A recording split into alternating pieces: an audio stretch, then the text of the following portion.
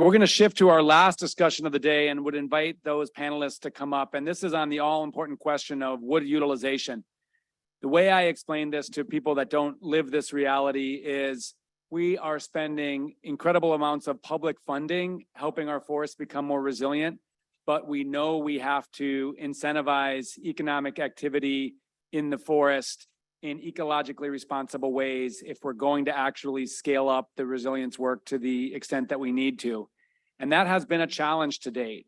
I think Patrick identified some progress that was made, some good progress that was made, but I think we should also be fair and honest with ourselves that we have a lot of work to do to ensure that of all of that vegetation that we're managing in the forest, there are ways to utilize that to incent the responsible management of the forest.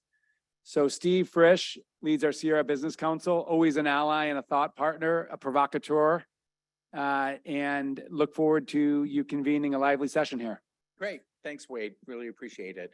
So as Jennifer asked earlier today, if we are successful, what do we do with all of this material, which has, of course, been a vexing question in California for decades. So our wood utilization working group has been taking on the development of the strategies for that. And to present the strategies, I'm going to invite up Elizabeth Betancourt, who is the Natural and Working Lands Policy Advisor at the Department of Conservation, and Helena Murray, your own biomass utilization specialist at the U.S. Forest Service. Thanks a lot. Thank you, Steve. Hi, everyone. I'm Helena from the Forest Service. I'm going to start by giving us some context. Why are we here? Why are we talking about wood? So we all know we're in the midst of an unfortunate forest health wildfire crisis. We're all working hard to try to prevent this. We know that forest restoration is needed to protect our communities, our forests, our watersheds, and it's an important part of building climate resilience. So it's very important. So I think Scott really did an amazing job setting this up, better than I ever could. Why do we need mechanical treatments? So we know that mechanical treatments are needed to prevent catastrophic wildfire and keep our forests resilient. And something that Scott said, which is decide what you want to leave, take out the rest. What do we do with the stuff that we take out? That's the question that we are looking at today. So these treatments produce high volumes of biomass and wood, saw logs, woody biomass, tops, limbs, small trees. And what do we do with it? We can either remove it, turn it into low carbon, high value products. We can leave it on the landscape, we can burn it. So we do have an existing capacity for wood utilization in California, and that's awesome. However, the estimated volume of wood that will be generated under the 1 million acre target is much more than the existing capacity that we have. So estimates range from double to 6 times to sometimes 10 times the amount of capacity that we might need. So that's a lot. But I do want to mention our existing wood processing capacity. So here's a map, the facilities that we do have, which are helping us every day to process wood and biomass. We currently process about 1.5 billion board feet of saw timber and around 3 million bone dry tons of forest dried biomass, and about 50 facilities throughout the state. So we'll talk later about our specific recommendations to support wood utilization. I just want to point you to this graphic, which explains why we need so many different solutions. There's not one solution for wood that's going to help solve this problem. If we only focus on low value biomass for energy, then what about the larger trees that we need to remove for thinning? We want to put those in the highest value use. If we only focus on lumber production, high value trees can go into that, but what do we do with all of the waste? So we really need a full strategy to push the entire suite of industries forward that can help us with this. And if we do so, then the biomass, instead of burning in the forest, can go to carbon beneficial uses. It's really exciting, some of the things that we can do. We can replace concrete and steel in buildings. We can replace fossil fuels and energy. And that's if we act on this issue.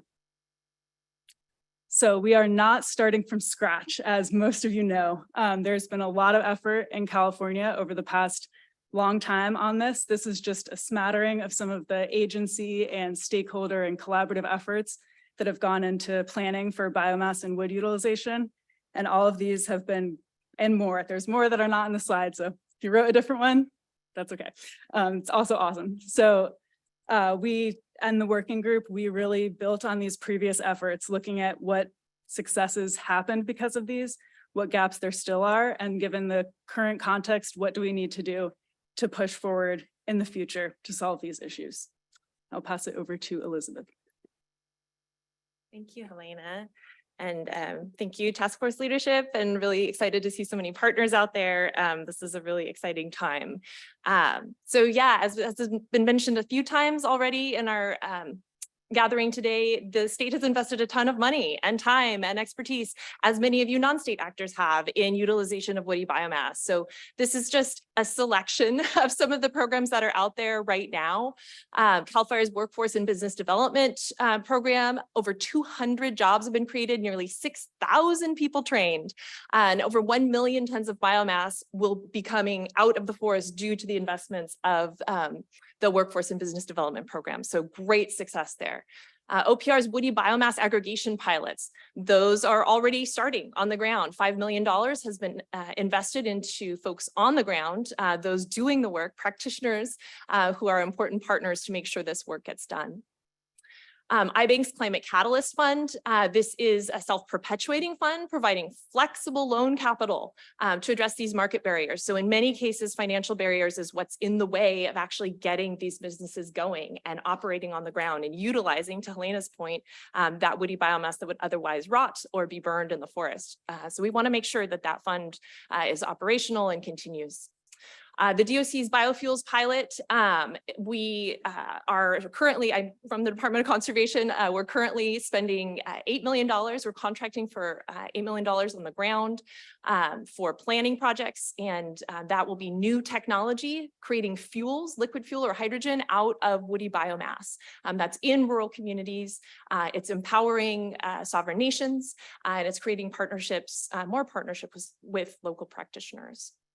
The Joint Institute's research, many of you also participate on that research board and looking for new ways to utilize woody biomass, new ways to create value out of waste.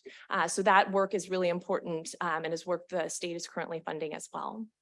And of course, the U.S. Forest Service Wood Innovations Program. Helena said they got more than double the number of applications last week that they have in the past. So we know that what we do is working because more people are interested in this, but we need to keep going. We need to keep doing more of this. So a little overview of the work group. Many of you have been part of past iterations of the work group, the wood utilization work group efforts. We wanted to make sure that those did not go to waste. To Helena's slide earlier, there's a lot of work that's been done by the pre-existing work groups, by academia, by a lot of state agencies. A lot of our partners on the ground have done research. Steve's group, in fact, has done a ton of that research. We wanted to use all of it and help in building that foundation from which to build this strategy. We wanted to acknowledge, though, also that we are in a period of change conditions. We have completed significant work on the ground. We have a lot of state and federal investment on the ground. Many of you probably saw the international climate reports coming out over the last couple of weeks saying we have less time, always less time to respond. Market development has happened to the point of having more applicants than ever to the federal government's Wood Innovations Program. And of course, our state's 2022 scoping plan, indicating the importance of forest management and woody biomass treatment on the ground. Finally, we did want to make sure to be able to respond to the quick turnaround needed for the task force's update to the action plan. A lot of our work in the wood utilization work group has to feed the other work groups, primarily the workforce development group. So we want to make sure that our actions could be completed as soon as possible so that it could inform the investments suggested by that group. So this is an overview of the process. As I mentioned, it was quick. So in November and December, Helena and I gathered a lot of that existing information. We put it into a document, and what we did was list the concepts for action and innovation that were found in all of those reports, dozens of documents. We'll have a bibliography in the strategy. We also recruited key participants in our work group. We wanted to be sure that key points of view were contributed to this effort, and so wanted to do that personal recruitment. So we mushed those things together and met in January, December, and then in January, and came up with a list of policy and investment actions. And then the work group members helped us in prioritizing those. So most of these actions, as I mentioned, we're not recreating the wheel. We're taking what's already been ideated, maybe even been piloted in some places, and looking at what those early successes might look like. We're looking for low-hanging fruit, as well as building a long-term foundation. So the work groups helped us to prioritize that throughout December and January. In February, we had a list of prioritized actions, and then we went out to subject matter experts. I think some of them are in the room today, but where we talked about LCFS, the low carbon fuel standard, we reached out to CARB. Where we talked about the biomatch program, we reached out to the CPUC and the CEC. We wanted to make sure that those who implement these programs not only knew that we were talking about them and talking about modernizing them or changing them or growing them, but also wanted to know what input they had as far as how they thought it could be more efficient. So that subject matter expert input refined our strategies and actions and resulted in what you'll hear about a little bit more today. This is a list of work group participation. I mentioned we did some pretty heavy recruitment early on and then opened it up to anyone who was interested in participating following that. So we have pretty robust government agency participation, certainly. We were very lucky to have the Scotts Valley Band of Pomo Indians participate as well, because they have been pursuing some woody biomass to energy project. Significant non-governmental entity participation as well. And I want to add too that our participation process, certainly it was meetings. That's what we do, right? We have meetings to have conversations together, but also for those who couldn't spend the time on meetings, which not everyone is able to, we had one-to-one conversations or small group conversations where that was more appropriate or fit better into their schedule. So we got input in a lot of different ways. So we now move into the proposed actions, and I'll ask Helena to come on in. Thanks, Elizabeth. So in an attempt to sort of group these actions, the biomass and wood supply chains are very complex. Each different type of product has different considerations, different regions. So we grouped our actions loosely based off of the place within the supply chain that the action will be addressing. So forest, harvesting and transportation, processing, and the market. So I will go briefly into all of them, and then we'll have a lot more time with our awesome stakeholder panel to discuss these.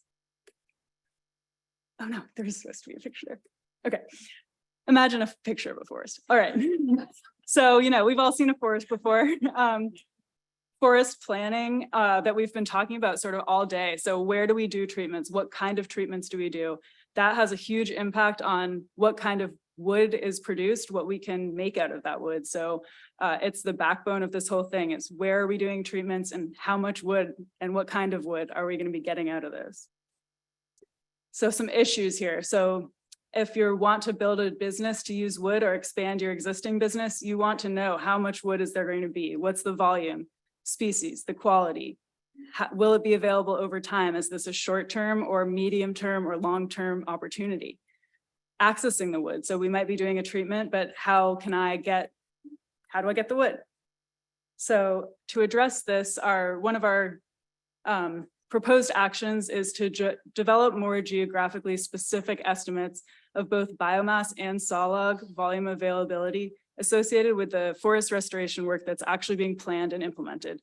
So refining estimates. Right now we have a wide range of estimates under many different scenarios of how much biomass there might be in the state. We want to make that more specific. And to continue supporting the OPR feedstock aggregation pilot projects that Elizabeth discussed. All right, next, we've done the planning. Let's get the wood out of the forest. So there's many issues with harvesting and transportation. Some of these are addressed in other nodes, but availability of transportation infrastructure, the cost of transporting low value waste material. So something that you can't turn into a lumber product, that might cost a lot to get out of the forest. but it's worth it. And then tracking chain of custody and your wood origins. So that's pretty important for some of our energy programs. So a few proposed actions: establish an efficient feedstock tracking system so that forest biomass can benefit from existing and new energy and other procurement programs. And then monitor the results of active biomass transportation pilot projects and determine if that is a good place for action as well. All right, now we get to the processing node. So this is where we add value to the product so that it makes economic sense to pull it out of the forest. So some of the issues associated with processing, I think we're all pretty familiar with the financing issue, right? This is really high capital costs, generally speaking, to start up these programs and these facilities, because they generally are very large facilities. It's big infrastructure. And something that we've run into is that the finance sector really isn't familiar with this industry. The finance sector is familiar with producing widgets from really reliable raw material supply. Right? When you have woody biomass coming in, it's from a variety of land management types. It's from, it has seasonality effects. There's different kinds of wood. And the finance industry doesn't always know what to do with that. And so we're working through what that might look like, how to address that effectively. Permitting, of course, is always going to be a challenge in California. We want to protect our environment, but we also understand that getting these facilities built is part of protecting our environment. So trying to find a balance there. And then site availability. The wood is in the forest. Sometimes it's kind of hard to build big infrastructure in the forest. So thinking through what that looks like in a different kind of space. So our proposed actions around processing include increased funding for the CAL FIRE Business and Workforce Development Grant Program. Like I mentioned, we're looking for low-hanging fruit and we're looking for things that work. We know that this works. It has metrics associated with it and outputs that we know are effective. We also are suggesting increasing the minimum grant award. As I mentioned, these projects are expensive. They're expensive to run, they're expensive to build. There is certainly a public interest in making sure they happen.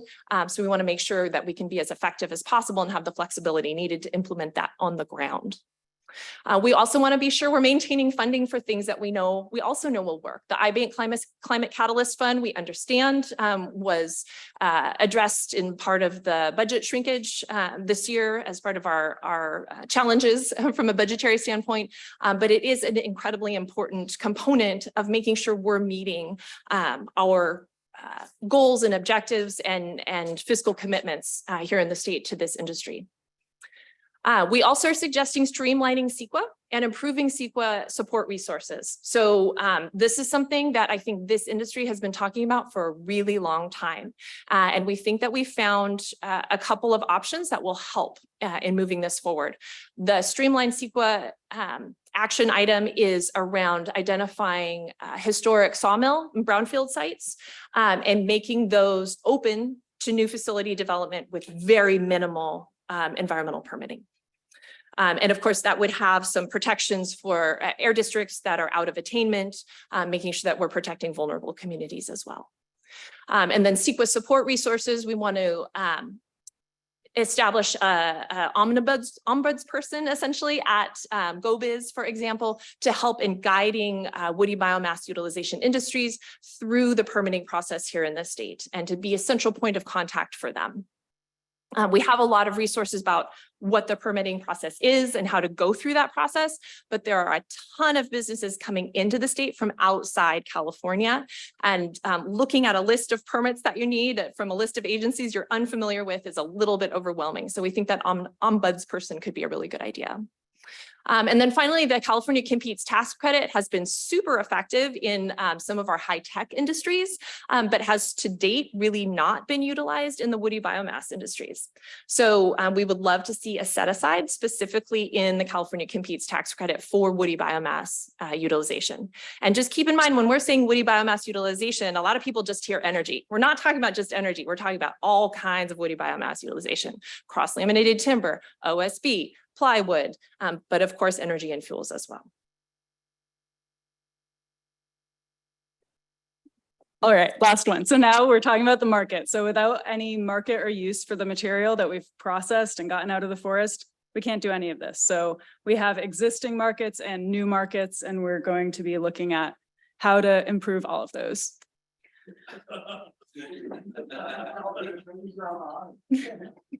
All right, so some issues. I'm just gonna leave time for the panel, so I'm not gonna go through that. Okay, so for our innovative wood products, this is one set of markets that we're hoping to continue developing. So the Joint Institute for Wood Products Innovation is currently doing some great work research-wise on pushing forward innovation in wood products. More is really needed for this. If we want to push the envelope and become a hub of innovation in California for wood, we need more of that.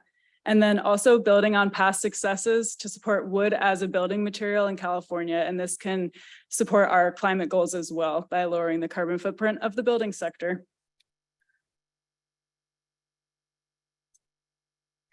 All right, so just two more components of our market strategies. We have bioenergy for grid resilience. So this is the biomass to electricity.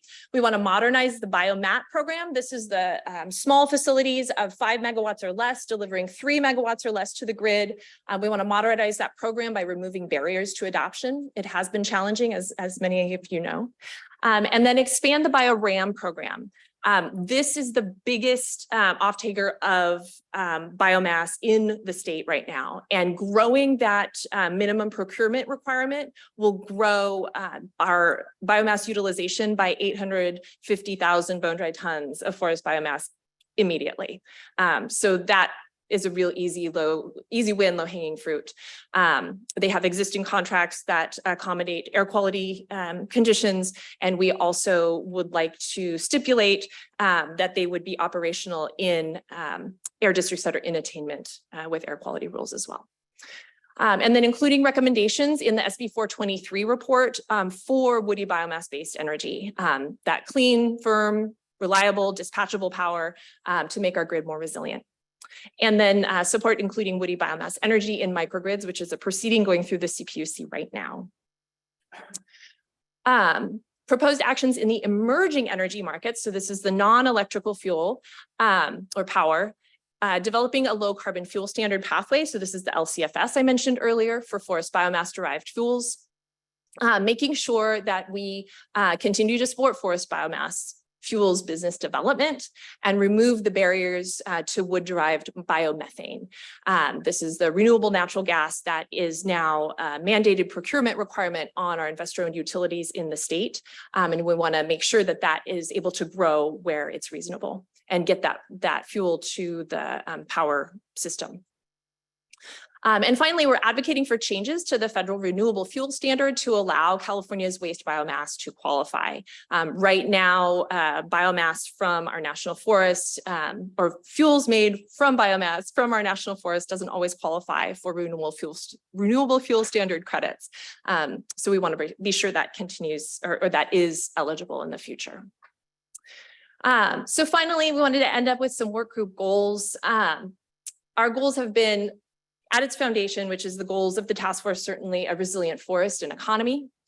We absolutely want to remove barriers to business and market development and establish our commercial conditions allowing for self-sustaining markets in future years. We know that there's public good behind managing our forests. We acknowledge that there will probably continue to be public funding required, but establishing commercial conditions that make sure that the market is healthy by itself will ensure that our public funding is kept to sustainable levels.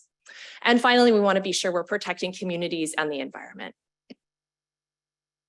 So in next steps, I know Patrick went over some of the task force next steps and ours feed into that. So we'll go through a Forest Service and Natural Resources Agency review over the next month. We'll have a draft strategy ready in May and reconvene the work group to discuss that. We'll have public comment period in May and June, and we hope in July that we will have a product that the task force is comfortable adopting as its own. That then we hope will inform other work groups, as I mentioned, certainly the workforce development work group, and then feed into the action plan update in 2024 with potentially a couple of strategy updates based on outcomes of current funding programs. So, and I think that's it. Great, thanks, Elizabeth.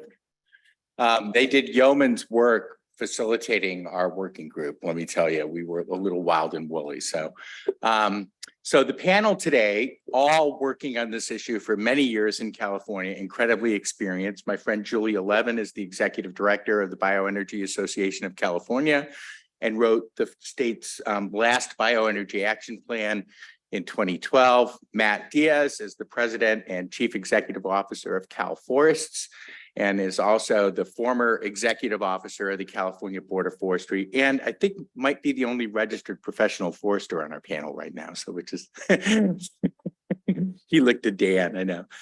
Dan Porter is the forest program director at the Nature Conservancy and recently authored a paper called Accelerating Forest Restoration that looks at business development opportunities from the forest restoration economy. This is the famous Bain report, right, that everyone talks about. And then finally, Matt Sjöholm, am I pronouncing that correctly? I never quite got the Swedish. Sjöholm, thank you. I was trying to figure that one out. So director of project development for Blue Forest Conservation, which is a nonprofit organization that's pioneering the use of forest resilience bonds in the Yuba River watershed, and also looking at these innovative conservation finance and forest restoration finance tools. So I'm going to start with a panel question, like 30 seconds for each one of you, and then I'll have individual questions for each one of you. So for all of the panelists, from your perspective, and let's start with Dan Porter down in the end and then come down this way. What are the most important barriers to wood utilization that are addressed in the work group strategies for the Forest Action Plan? Thanks, Steve. Yeah, I think the focus on predictability of supply is a key variable that's we've talked about a lot. Only recently there's been actual progress with the OPR feedstock aggregation project and other efforts to help underpin that. I think there's more work to be done there, because not only do you have to make the supply knowable in terms of quantities and over time, but you actually need to make it certain, and so that it can flow off the restoration projects in a really predictable way. And I think the work group's recommendations touch on that. Mr. Diaz? I would agree with my colleague Dan. I mean, it's all about long-term, consistent, stable flows of and known quantities of material that's going to really drive investment in this sector. I also appreciate the fact that they spent time interviewing and capturing ideas about the issues of biomass. I'm sure that Julie has something to say about that as well. I think to get to true forest health and resilience, we need to do a much better job monetizing all the benefits that forests provide. I think Secretary Crowfoot mentioned the need to engage water agencies more. On the flip side, I think we need to do a much better job tracking, monetizing, and penalizing wildfires. We're not yet treating wildfire smoke the way we treat other sources of smoke. We're not accounting for it in the state's greenhouse gas emissions inventory. We're not there yet. The science still needs some work. This is not meant to be a dinging the air board, but we need to catch up. We need to do a better job tracking both the harms of wildfires and the benefits that the forests provide. And then all the solutions, the things that Elizabeth and Helena presented, would make a lot more economic sense if we had a full economic value of harms and benefits from the forest. Yeah, that's such a great point, that one of the barriers is that we're not counting the true cost, right? So, and Matt. I really appreciated the point about growing the pool of funding, low risk funding for demonstration projects. I think the CAL FIRE Business Development and Workforce Grant Program, the iBanks fund that's investing in this work, having access to that low risk capital is really important for getting some of these projects off the ground. And I think with that comes a learning by doing benefit that can also help with some of the uncertainty associated with supplies that some of the other panelists have referenced. Great, thanks. So Dan, this next question's for you. So I know you've done a lot of work on this issue of building capacity for small diameter trees and timber processing. So why is increasing this capacity so important for our forest resilience goals? What benefits can we expect in terms of forest values conserved? And if we invest in this next generation of small diameter log sawmills and clean processing, how does this help us use this low value biomass? Yeah, great. You saved the easy one for me. Yeah. So I'll answer this question from the perspective of the Nature Conservancy, who is a landowner in California. We have a portfolio of about 500,000 acres, and we actively manage some of those properties, like the crown jewel of Sierra Independence Lake Preserve, for example, a forested preserve with elevated fuels as well. And where we came into this space was really from a practical standpoint of not being able to put the wood anywhere and experiencing the tremendous costs associated with doing ecologically focused projects. In terms of why it's important, cost is one of them. There is a small, modest offset cost right now. That offset cost can be a little bit better over time as these technologies and supply chains develop. So I think in terms of bending the cost curve and flattening it over time, this work is absolutely critical, and it'll allow us to do more restoration with the same amount of dollars that we're putting in on a year-on-year basis. So I think that's really important. Number two, and it's been said so many times, it helps us keep people out of harm's way. We are basically seeing from Scott Stevens' presentation to others that moving these surface and ladder fuels out of the forest and not leaving them in piles to be burned later, which just perpetuates the wildfire risk over time, is the right thing to do in strategic spots. It's also a really critical entree to large-scale prescribed fire, which we need to get to. Now, Don Hankins mentioned earlier that first entry fire is entirely possible. Completely agree. We've done some in our French Meadows project, for example. But many, many acres are going to need pre-treatment before we actually get into the large scale of prescribed fire treatments that we need to attain our goals. So I think that's really important. In terms of benefits, I would say really it's for us, it's anchored on restoring that natural process. We're dealing with a system that burned, every 10 to 15 years regularly. And as Dr. Stevens said, there's no real end to this. We live in a fire state, right? We have to build the embedded culture and the systems in order to not only offtake the hazardous fuels, but reinstate the natural processes. Great, thanks, Dan. So my apologies, friends, but we are going to change the program a little bit here. Keep in mind the things that you wanted to say and the answers to your questions that we talked about, but we're going to open it to the executive committee, and they're going to ask some questions now. Please. All right, I guess I'll lead it off. So I do want to hear key points you want to make sure that to make here.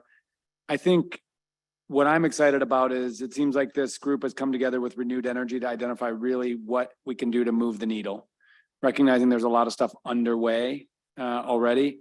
And want to get to this question quickly on predictability. What's the size of the scale of volume that some of these new investments would take, and over what period of time? And why isn't, and are there this, recognizing OPR has a woody feedstock pilots, so there's no existing programs like the 20-year stewardship agreements at the Forest Service or any other tools that can work? Just give us in as much concrete terms what's needed. From my perspective, and from the perspective of the members of Cal Forest that I've spoke to, this issue of predictability is scalable to the size of the investment that's being made. If you are looking at trying to amortize the investment in, let's say, an OSB plant that's going to cost $420 million, $350 million, the predictability of that supply that's going to be amortized over the term of that investment has got to be very, very consistent, because as what pointed out in this strategy, the financing sector does not understand the forest product sector very well at times. And so that predictability has got to be very, very clean from my perspective. The good thing, I would say, is, and it kind of is born out of today's discussion, we have discussions today about new data sources.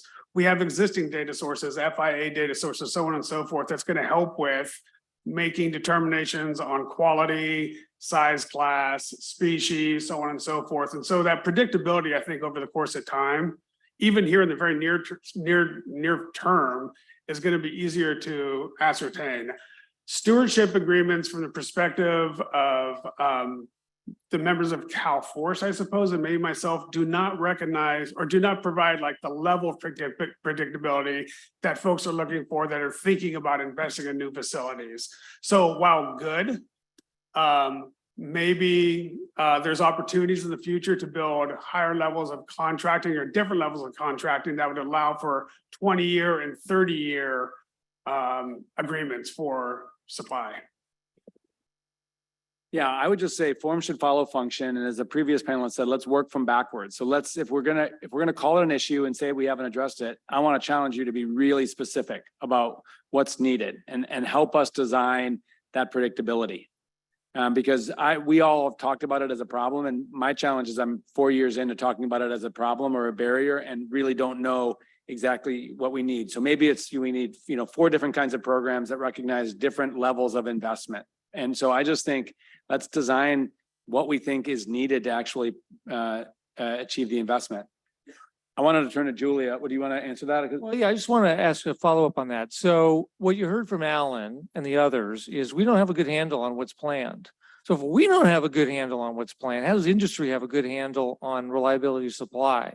So the question is, if we get to a point where throughout the state, we've got 10 and 20-year programs of work at a landscape scale, is that going to turn the tide on the uphill side? I realize you got the processing side and all that, but on the supply side, I mean, the Forest Service has just invested several $100 million into one landscape. So that landscape can then put together a 10 and 20-year program of work that has a defined list of projects and a supply amount associated with those projects. If we do that statewide, which is our plan with block grants, is that gonna, maybe this is a question more for industry, is that gonna be enough for them to be able to say, this amount of wood is coming off of that landscape for the next 10, 15 years? Please. Yeah, go ahead, Matt. Playing shortstop today.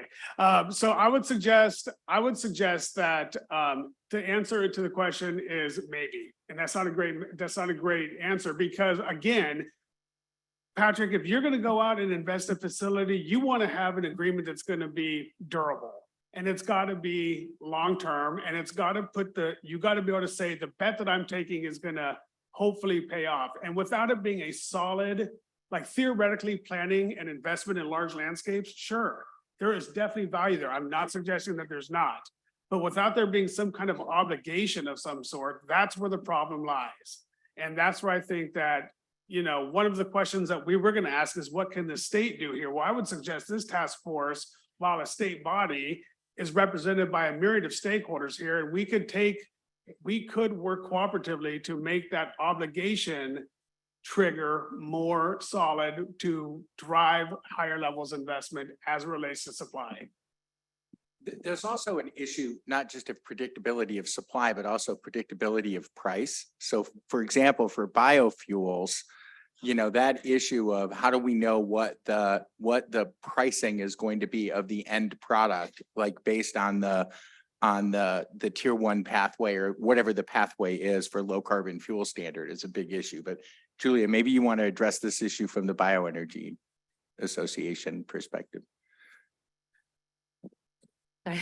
This goes back to my comment about needing to really take into account the costs and benefits and monetizing both. So for bioenergy, Steve's right. On the fuels, on the transportation fuel side, and thank you to Department of Conservation for really leading the effort to convert forest waste to biofuels. We're not taking into account all the benefits of reducing diesel. We're not taking into account the fact that heavy duty transportation, heavy duty trucks, airplanes are not going to be using batteries anytime soon, probably never. And so we have a desperate need for fuels that can provide a low carbon alternative in the meantime, and maybe for a very long time. The challenge is the low carbon fuel standard fluctuates a lot, and we don't yet know what the Air Board will say the life cycle carbon intensity is. And so there's a lot of uncertainty around that. The uncertainty on the electricity side is inexcusable. The state has no problem spending $40 or $50 a megawatt hour for a battery. But the utilities and occasionally even the energy agencies complain when we need $20 a megawatt hour for a forest biomass project. That not only is providing far more reliable power that's available 24/7, 365 days a year, unlike batteries, think about your phones and your laptops. How long does the battery stay reliable? Then imagine it in a super cold or a super hot climate, not so reliable, and certainly isn't going to help us more than 4 to 8 p.m. It's great for those short bridges, not going to help when we've had 3 or 4 weeks of heavy rain, as we've had in California, or 6 weeks of heavy wildfire smoke. The state knows it needs firm renewable power that's available when solar and wind are not, and that lasts longer in batteries, but it won't pay the price that it's willing to pay for batteries, even though bioenergy is so much more reliable and provides so many other benefits. So we have to make the prices line up with the benefits. And the last thing I'll say is, there are a lot of complaints about the cost of forest biomass to electricity, and very little discussion about what wildfires are costing ratepayers. I mean, I'm a PG&E customer. My bills have gone up 50% in the last couple of years, largely because of the impacts of wildfires. And so all of this comes back to why I started with a comment. We have to take those costs into account. We have to hold utilities responsible for the smoke, the immediate damage, the cost, the vulnerability of the infrastructure, all of that. And when you add up all those things, bioenergy is actually extremely cost effective, but we're not doing that right now. And so it looks like it's more expensive, and it's not. Can I add a comment? Yeah. Going back to the question that Secretary Crowfoot posed a little bit ago, what is it going to take, I think, to be successful, to put it succinctly? I think we're closer than we ever have been before. We've talked about feedstock certainty. I think that the work that Patrick and the team are doing will give that to us on a regional basis. And that's important because that's how things vary, right? And once that supply is established, folks can start working on the streamlined agreements that Matt Diaz was talking about. So that should help as well. The point of optimism that I want to put on this, and then maybe just a recommendation, is they don't all have to be big facilities. They can be small, right-sized facilities that produce 5 megawatts or 3 megawatts or 1,000, 1 million board feet or 10 million board feet. Depends on the community. Once we have that information, we have some of the agreements in place, those interests will come forward. We're seeing that already in places where there's large landscape scale restoration projects that are being approved. So that's all going to develop. I'm fairly confident in that. I think the recommendation that we talked about a fair amount is that this is so multi-sectoral, it's so complicated that it actually really lends itself to a single lead within the state, an advocate who brings together these diverse interests and has some guidelines from the top down while the region is allowed to develop things from the ground up. So I think Elizabeth's recommendations touched on some of that, and I think that's an area of more fruitful development. Yeah, that's really helpful. And I mean, I'm made optimistic by by these distilled recommendations. Can I just ask a quick question on bioenergy, Julia? It's helpful to understand, to really account for the true cost, because that is an issue as we work with our colleagues in the energy agencies. And the other issue that gets raised is air pollution. And I think one way I'd answer the question is, well, we're not accounting for the toxic smoke that's being generated by these catastrophic wildfires. But I think one suggestion Elizabeth had is differentiating or making it easier to potentially allow for bioenergy production in air basins that have attained certain air quality standards. Can you just talk about how you would address the air quality issue? Yeah, I think this is a really important issue. There are legitimate concerns about the bio-RAM facilities or the large, older biomass combustion facilities. No question, they're better than an open pile and burn of forest or agricultural waste. They're way better. The Air Board, the Association of Local Air Districts, Placer County Air District, everyone agrees on that. But they are still large point sources of air pollution. And some of them are in disadvantaged communities. One is in downtown Fresno, close to a school. So not only is it impacting a disadvantaged community, but I think their view in the community is, why should we pay the pollution price for forest waste that's being trucked from 100 miles away by diesel trucks? So I think to Dan's point, it's really important going forward that we try to accelerate development of newer, cleaner, smaller, so they're appropriately scaled. They don't require long distance diesel trucking, and that they are located in the forest, which is generally in attainment for air quality standards. That's not to say we should shut down the large facilities right now. I think we have to keep them open and probably reopen a bunch of them, but that's an interim solution. We really need to move to more advanced technology that's a lot cleaner. It's actually a lot more efficient. So you get a lot more energy per ton of biomass if you're using non-combustion conversion technologies. And it's actually better from an energy standpoint because you produce a gas that can be saved. It can be used for dispatchable power, backup power, all of that. So it's a lot more flexible from an energy standpoint. So for every reason, we have to move to more advanced technology, appropriately sized facilities in attainment districts. Really helpful. Thanks. Questions? You kind of hit on some of the question I had. I mean, with all of the history and the work and, Helen and Elizabeth showing up, here's all the reports. Dan, you already got to this. What gives you hope right now? What's the change now? Anyone I know what start. gives me hope. We're seeing What? stuff pop up all over the place. Okay. There are people coming through the door saying, we want to do small diameter timber. We have people talk, how oversubscribed is the DOC program for biofuels, right?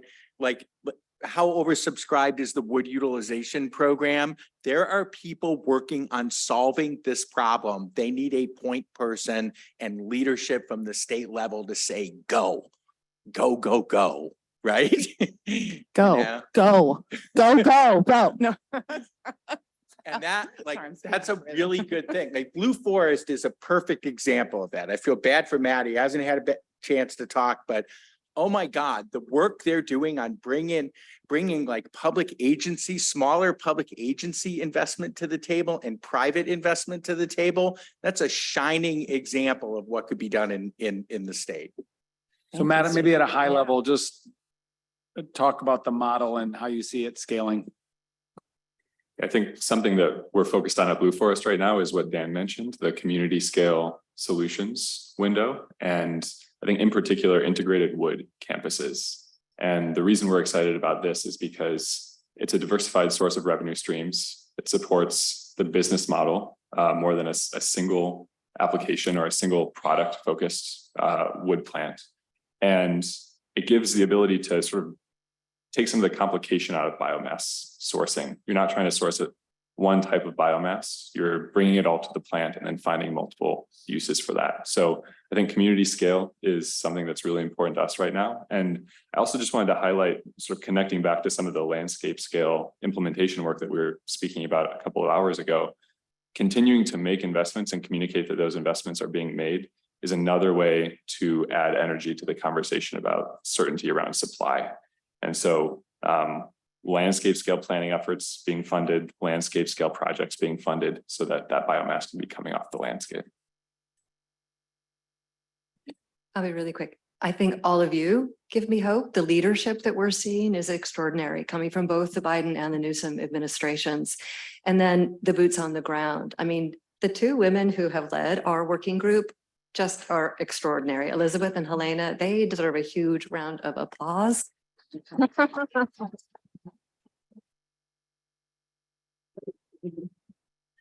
I think from my perspective is just the village that we have built around this issue over the course of the last several years. I mean, going back, I guess now, what's it been, 8 years or so since we've been trying to tackle this issue. And I think progress has been made. I think there's a lot more progress that we can make. But we have very tight relationships with all the persons and all the communities and all of the stakeholders, and it's very hard. I mean, it's very easy for me to get a hold of TNC at any time and try to collaborate with TNC and talk about what progress can we make? What do we each do well, and what can we lend our expertise to make that next leap forward? So we have a very tight relationship amongst all the players, and I think that that is going to breed a lot of success in the very near future. So thanks to our panel. Patrick, back to you. Wade, back to you for closing remarks. So one thing I would say is we're working to bring this meeting to conclusion. First of all, excellent panels. I think that is, each of them were really thought-provoking and indicated just how much work is happening between each task force meeting and just the quality of thinking and collaboration. So thank you for everybody that contributed to the presentations today. I do think as we ramp up to 1 million acres a year, Patrick, I direct this to you based on your last question. We should be thinking about how do we plan that in a way that can connect into these longer term opportunities for economic use of the products. Because it doesn't seem like we're yet connected. From where I sit, we're working to achieve scale as quickly and urgently as possible. And we've got 1,000 projects either completed or in progress in the last couple of years. That's a big deal. And now you're looking at, okay, where are we going to achieve the best, wildfire resilience benefit, community safety, ecological benefit? Gosh, as we do that, let's then figure out how do we link into the wood utilization recommendations to really ensure that then that's also driving more non-governmental investment in the use of those products. Yeah, and I think, and I'm looking at Dave Saw there, who's helping with our 1 million acre scenarios, but we have to do that. We have to show, as we put together these scenarios, we have to build in wood utilization so that it's not, right now, everything's in silos. You've got environmental restoration, and then you've got timber harvest, and you've got recreation, and you've got carbon. What we need to do, as several people talked about this morning, is put it all together and really make sure each of these regional strategies have a wood utilization component. It's the only way to make it happen, so that, as we've talked about before, there's a 10 and 20 year plan of work. No, it's not. You're right, Matt. We need to go further than that. Once you have a 10 and 20 year plan of work, then it's easier for the Forest Service and others to actually negotiate long-term contracts because they know the wood's going to be there.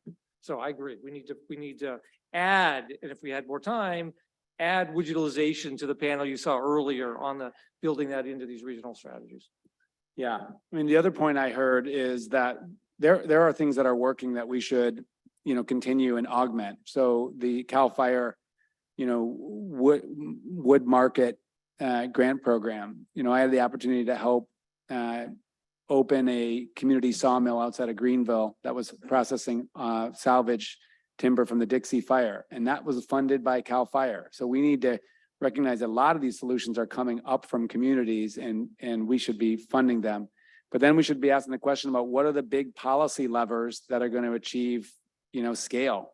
Is it low carbon fuel standard? Is it updating the BioRam biomat? And I'm willing to, ask and help answer those questions. I don't think it's easy because I think there are trade-offs, and the folks up here are, represent one set of interests, but I think we can do both. So I'm really looking forward to this year being the year where we double down on what we should be doing on wood utilization.